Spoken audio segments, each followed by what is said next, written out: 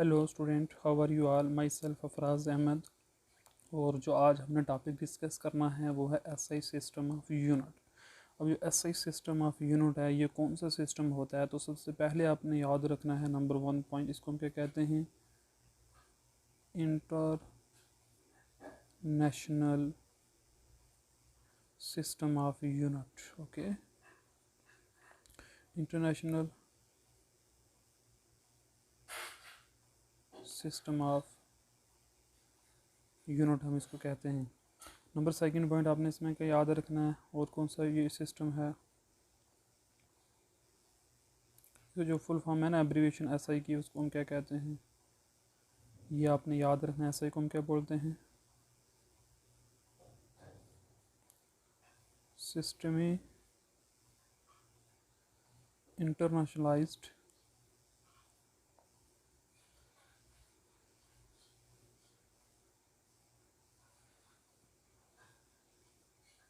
क्या बोलते हैं, system inter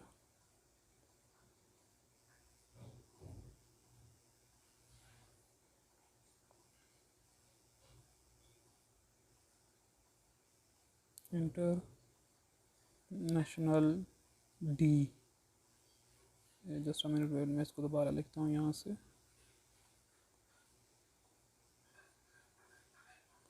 international D unites. Okay, ये इसकी पूरी फुल फॉर्म है। ये 2 पॉइंट आपने याद रखे, ऐसे सिस्टम को हम क्या एब्रीवेट करते हैं। नेक्स्ट 3rd पॉइंट आपने क्या याद रखना है, ऐसे सिस्टम जो है ये एक फ्रेंच टाइप सिस्टम था, और इसको हम कहते हैं जो एमके सिस्टम की जर्नलाइज्ड फॉर्म है। ठीक है, तो हम क्या कहेंगे, इट इज़ जर्नलाइज्ड, या हम रेशनलाइज्ड कहते हैं इसको। आमतौर पर रेशनलाइज्ड वर्ड यूज़ करते हैं हम, रेशनलाइज्ड। ठीक है, it is a rationalised system, it is a rationalised MKS system, MKS system of unit. I hope कि आपको अभी तक का पता चल गया होगा जो मैंने बताया। अब हम चलते हैं नेक्स्ट हम बात करते हैं स्टूडेंट, आपने क्या याद रखना है। नेक्स्ट आपने ये याद रखना है, वेट स्टार्ट। ओके, तो नंबर 4 आपने पॉइंट क्या याद रखना है, एमके सिस्टम हो गया। ये एक कॉन्फ्रेंस हुई थी 1960 के अंदर, जिसे हम क्या कहते हैं, 11th जनरल कॉन्फ्रेंस थी। ये कौन सी थी, 11th जनरल कॉन्फ्रेंस थी ये। और किसके ऊपर थी ये, वेट एंड मेजरमेंट के ऊपर। ठीक है, वेट एंड मेजरमेंट के ऊपर ये कॉन्फ्रेंस हुई थी स्टूडेंट।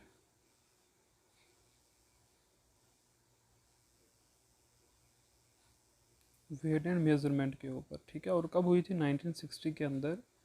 अब इस कॉन्फ्रेंस में क्या किया गया कि एसआई सिस्टम के अंदर ना, याद रखना है, इन एसआई सिस्टम के अंदर क्या हुआ,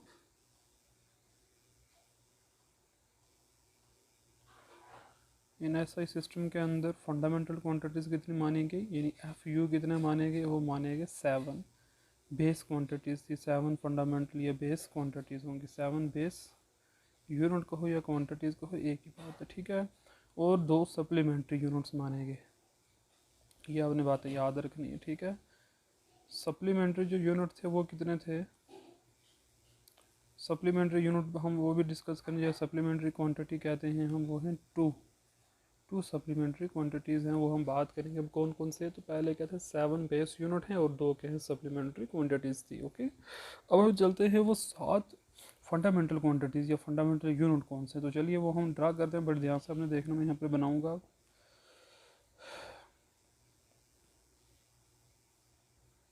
नंबर 1, सबसे पहले हम यहाँ पर लिखते हैं ऊपर क्या, क्वांटिटी, फिज़िकल क्वांटिटी कौन कौन सी है, या हम सीधा ऐसे मैं आपको बताता हूँ, ये लिखने की ज़रूरत नहीं है। अब सीधा हम लिखते हैं, इसको छोड़िए आप।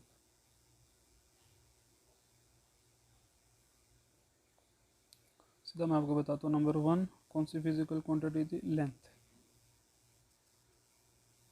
फिजिकल क्वांटिटी की मैं बात करूँ, लेंथ, उसके बाद मास, उसके बाद टाइम। जो उन्होंने 7 क्वांटिटीज़ मानी थी, मैं आपको वो बता रहा हूँ, वो ये याद रखनी है हर हालत में, ठीक है। नंबर 4, अब टाइम के बाद याद रख लो टेम्परेचर।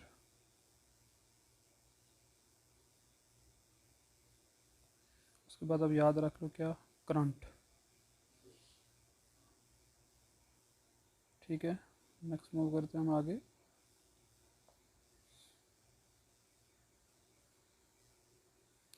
नंबर 6 पर आप याद क्या रख लो, देखो हमने टेम्परेचर और करंट की बात कर रहे हैं, अब आता है हमारे पास ल्यूमिनस इंटेंसिटी। Luminous intensity. और नंबर 7 पर है अमाउंट ऑफ सब्सटेंस, या हम इसे क्वांटिटी भी कह देते हैं कभी कभी, amount of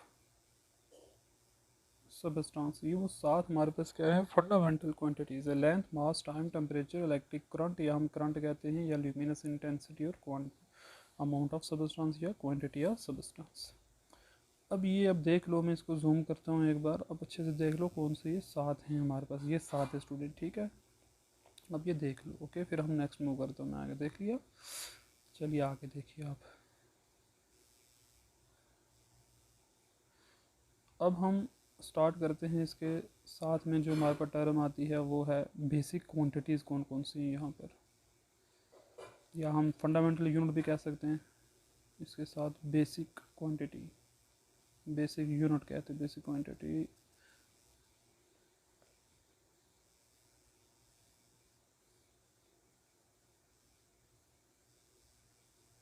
basic unit number 1 देखो, लेंथ के लिए हम क्या यूज़ करते हैं? मीटर यूज़ करते हैं। ये आपका ऐसा ही सिस्टम, आप याद रख लेना आप ही। नंबर 2, मास के लिए हम क्या यूज़ करते हैं? किलोग्राम। नंबर 3, टाइम के लिए क्या यूज़ करते हैं? सेकंड यूज़ करते हैं। फिर नंबर 4, टेम्परेचर के लिए क्या यूज़ करते हैं? केल्विन यूज़ करते हैं। नंबर 5, इलेक्ट्रिक करंट के लिए क्या यूज़ करते हैं? एम्पियर यूज़ करते हैं। फिर नंबर 6 है हमारे पास ल्यूमिनस इंटेंसिटी के लिए हम क्या यूज़ करते हैं? अपने क्या याद रखना है? ल्यूमिनस इंटेंसिटी के लिए हम यूज़ करते हैं कैंडेला। एंड नंबर 7 एम्पेयर के लिए, करंट के लिए, करंट ये सारे अमाउंट ऑफ सब्सटेंस के लिए क्या यूज़ करते हैं? मोल का यूज़ करते हैं, ठीक है। अब हम देखिए, पहले इसको आप अच्छे से देख लेते हैं। पहले इसको देखो, मास लेंथ के लिए मीटर आ गया, मैं एरो दे बता देता हूँ आपको, याद रखना है। ये आ गया, ये, फिर ये टाइम, टेम्परेचर, करंट, इंटेंसिटी और अमाउंट ऑफ सब्सटेंस। अब सिंबल इसके देख लेते हैं, तो सिंबल के बाद फिर हम नेक्स्ट चलेंगे आगे, ठीक है।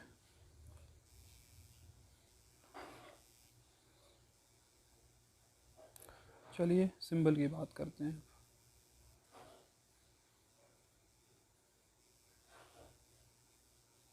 सिंपल, नंबर 1 मीटर के लिए क्या यूज़ करते हैं? एम। नंबर 2 किलोग्राम के लिए केजी। नंबर 3 सेकंड के लिए एसयू का यूज़ करते हैं। केल्विन के लिए किसका यूज़ करेंगे? के का यूज़ करेंगे। करंट के लिए नंबर 5 जो है उसके लिए हम क्या यूज़ करते हैं? एम्पेयर, कैपिटल ए का यूज़ हम करेंगे, ठीक है। और नंबर 6 था हमारे पास, वो है कैंडेला, उसके लिए हम क्या यूज़ करेंगे? C D. एंड नंबर 7 पर है मोल, तो उसको शॉर्ट फॉर्म क्या है? M O L, mole, okay. I think आपको यहाँ तक अच्छे से समझ में आ गया होगा। ये थी हमारे पास 7 बेसिक क्वांटिटीज़, आपको ये ज़बानी याद होनी चाहिए। क्या क्या मैं रिपीट कर रहा हूँ, आप एक बार ना इसका स्क्रीनशॉट भी ले लेना। मैं, ये थी हमारे पास, ठीक है। Length, mass, time, temperature, current, luminous intensity, amount of substance. चलिए नेक्स्ट मूव करते हैं हम नेक्स्ट टॉपिक की तरफ। अच्छा, दूसरा था हमारे पास सप्लीमेंट्री क्वांटिटीज़ की ना। चलिए वो बात कर लेते हैं हम, सप्लीमेंट्री क्वांटिटीज़। अब नंबर 1, यहाँ पर मैं लिख रहा हूँ क्या?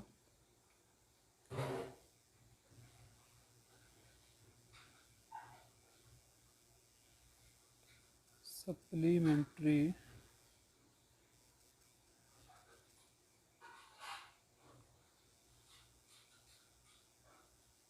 क्वांटिटी। नंबर 1 पे हमारे पास प्लेन एंगल। प्लेन एंगल वो होता है जो हम 2 डायमेंशन ज्योमेट्रीज में यूज़ करते हैं, और सॉलिड एंगल वो होता है जो हम 3 डायमेंशन ज्योमेट्री में यूज़ करते हैं।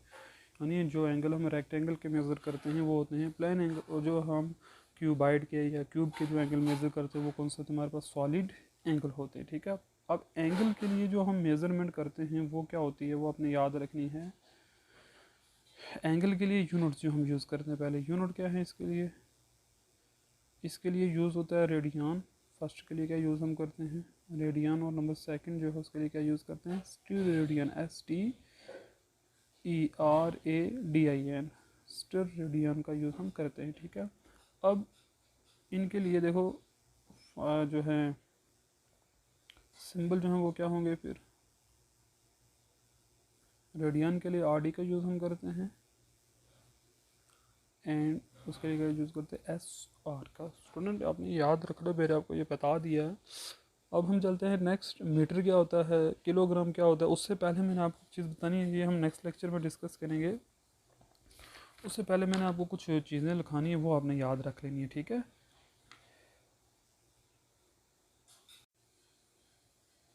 स्टूडेंट नेक्स्ट हम डिस्कस करेंगे कोहेरेंट सिस्टम ऑफ यूनिट। इसकी जो PDF है वो आपको अवेलेबल मैं कर दूंगा। ठीक है, थ्योरेटिकल है ज़्यादा, बट समझना है तो मैं समझा देता हूँ आपको। देखो कोहेरेंट सोर्स ऑफ यूनिट क्या होता है, it is a system of unit based on certain set of fundamental units from which all drive units can be obtained by simple। देखो कोहेरेंट सिस्टम ऑफ यूनिट एक ऐसा system of unit होता है जिसमें हम इजीली क्या कर सकते हैं, हर एक यूनिट को हम फंडामेंटल से ड्राइव कर सकते हैं सिंपल कैलकुलेशन से, मल्टीप्लिकेशन और डिवीजन से। ठीक है ना, तो इसको हम कहते हैं, ये हमारे पास कोहेरेंट सिस्टम ऑफ यूनिट। मैं थोड़ा सा आपको समझाता हूँ कोहेरेंट सिस्टम ऑफ यूनिट क्या होता है। देखो अब कहता है कोहेरेंट सिस्टम ऑफ यूनिट वो यूनिट होता है जो किसके ऊपर बेस्ड है, based on,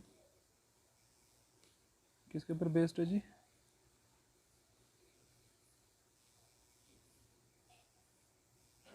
based on fundamental units. Fundamental units जहाँ से हम क्या करेंगे, from all derived units, DU का मतलब क्या है, ड्राइव्ड यूनिट में शॉर्ट में लिख रहा हूँ, कैन बी ऑब्टेन्ड, सिंपली हम ऑब्टेन कर सकते हैं, कैन बी ऑब्टेन्ड कैसे, बाय सिंपल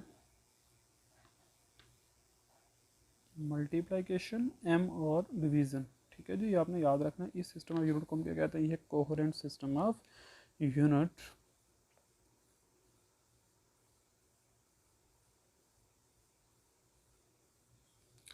इसकी एग्जांपल स्टूडेंट बड़ी सिंपल सी है, जैसे मैं आपको अगर बताऊं तो कोहेरेंट सिस्टम ऑफ यूनिट की एग्जांपल अगर आप देखो तो कुछ समझ में आ जाएगा।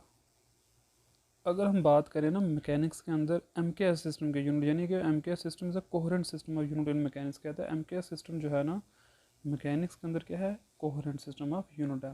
कहाँ पर, मैकेनिक्स के अंदर। अब मैकेनिक्स के अंदर कैसे, अब देखते हैं। देखिए MKS सिस्टम में क्या क्या है हमारे पास। अब फॉर एग्जाम्पल मैकेनिक्स के अंदर हमारे पास एरिया होता है, देखते रहना ध्यान से, एरिया है, वॉल्यूम है, और क्या क्या है हमारे पास, फोर्स है, एक्सेलरेशन है, काफ़ी कुछ है एक्सेट्रा। ये हम कैसे ऑब्टेन करते हैं, कैसे हम क्या सिस्टम से ऑब्टेन करेंगे, आप ये मुझे बताइए कैसे ऑब्टेन करते हैं, हम इसको कैसे ऑब्टेन कर सकते हैं। Can be obtained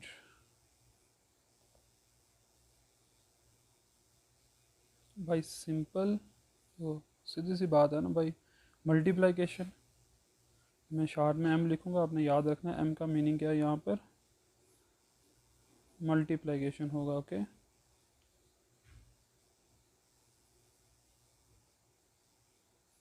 M multiplication और डिवीज़न किस किस को करेंगे, of the fundamental units. Fundamental unit कौन कौन से हैं स्टूडेंट, वो है आपके पास, देखो MKS सिस्टम के अंदर फंडामेंटल कौन कौन है हमारे पास। MKS के अंदर फंडामेंटल है मीटर, यानी लेंथ, मास, टाइम। ठीक है ना, तो हम ड्राइव कैसे फंडामेंटल यूनिट्स को ऑब्टेन कर सकते हैं, मास आ गया, लेंथ आ गया, एंड टाइम आ गया।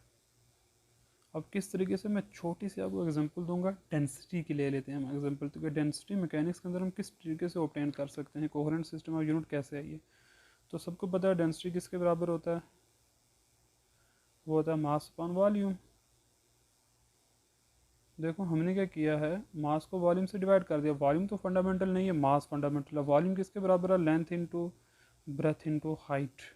अब ये तीनों अगर देखे जाए है तो ये लेंथ ही है, लेंथ यानी तीनों का यूनिट है, तो इट मीन्स ये सारी की सारी लेंथ्स हैं। तो हमने क्या किया, दो फंडामेंटल्स को आपस में जब डिवाइड किया तो हमें क्या मिल गई, डेंसिटी मिल गई। ठीक है, ये इसीलिए कहते हैं कि कोहेरेंट सिस्टम है यूनिट। जैसे अब हम देखते हैं ना, हमारा जो एसआई सिस्टम है वो भी तो कोहेरेंट होना चाहिए। ठीक है, तो आपको मैं बता दूं कि हमारा एसआई भी क्या है, कोहेरेंट सिस्टम ऑफ यूनिट है। इंपॉर्टेंट क्वेश्चन आपने ये याद रख लेना, ठीक है ना। एसआई जो वो भी क्या है, हमारा कोहेरेंट सिस्टम ऑफ यूनिट है। अब इसके एडवांटेजेस क्या हैं तो हम बात करते हैं। सबसे पहली एडवांटेज क्या है एसआई की, मैं यहाँ पर हेडिंग दे देता हूँ एडवांटेजेस।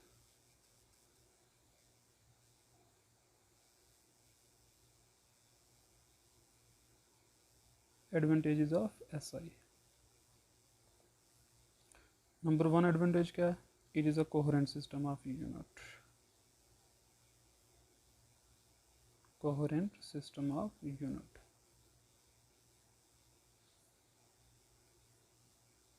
ओके, नंबर सेकंड क्या है इसकी एडवांटेज, और ये कैसे कोहेरेंट सोर्स है, बिकॉज अभी मैंने बताया सारे के सारे जितने भी ड्राइड क्वांटिटीज हैं हम 7 फंडामेंटल से उनको ऑब्टेन कर लेते हैं।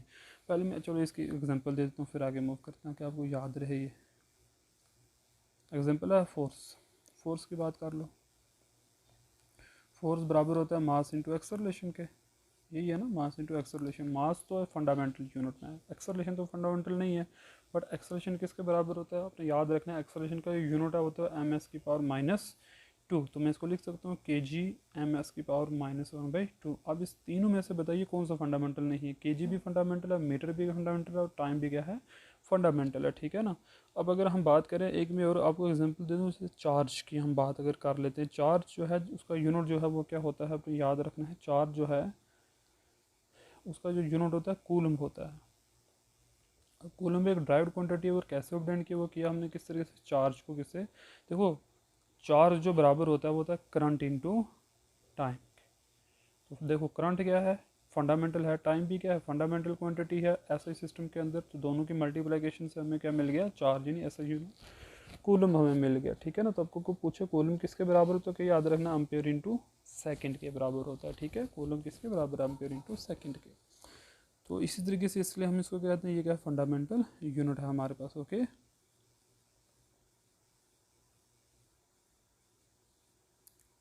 तो नेक्स्ट आपने क्या याद रखना है इसमें,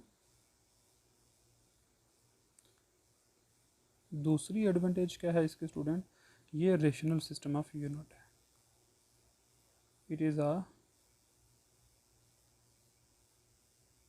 रेशनल सिस्टम ऑफ यूनिट।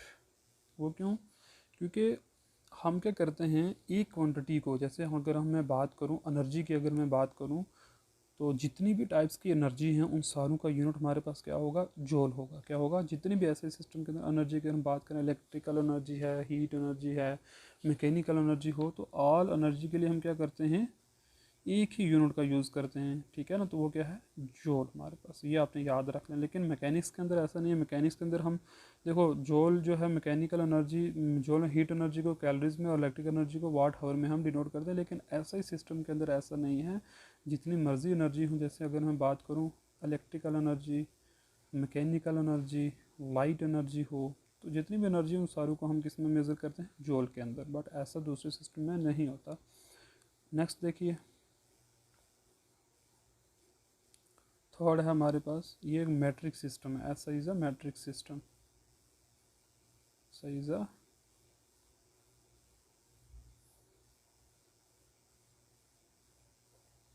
और मैट्रिक सिस्टम क्यों कहते हैं इसे, बिकॉज हम इसको 10 की पावर्स में लिख सकते हैं। यानी मैट्रिक सिस्टम क्या हो गया, the multiples and submultiple ऐसा unit can be expressed as a power of 10। यानी अगर जब हम मल्टीपल और सब मल्टीपल करेंगे तो हम उसको किस तरीके से एक्सप्रेस कर सकते हैं, स्टूडेंट मैंने आपको एक चीज़ पहले बताई थी, मुझे उसकी आपने बतानी है। हमने 3 सिस्टम पढ़ते, CGS, MKS और FPS। तो बताइए उनमें से कौन सा मैट्रिक सिस्टम है, ऐसा ही को छोड़कर। ऐसा ही तो है ही है मैट्रिक सिस्टम, उनमें से कौन सा मैट्रिक सिस्टम है। तो इसके लिए मैंने क्या बताया, हम इसको कैसे एक्सप्रेस कर सकते हैं, 10 की पावर ऑफ 10।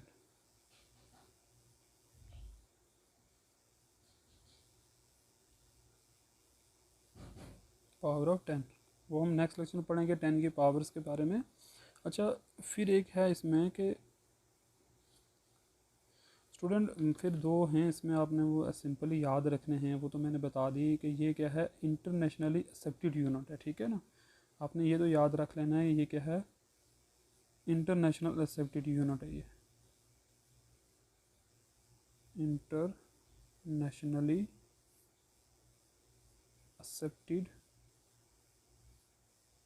यूनिट है। ओके, तो आज हम इतना ही रखते हैं। आई होप कि आपको अच्छे से क्लियर हो गया होगी हर चीज़। तो नेक्स्ट हम कल मूव करेंगे। Okay, thank you very much, have a nice day.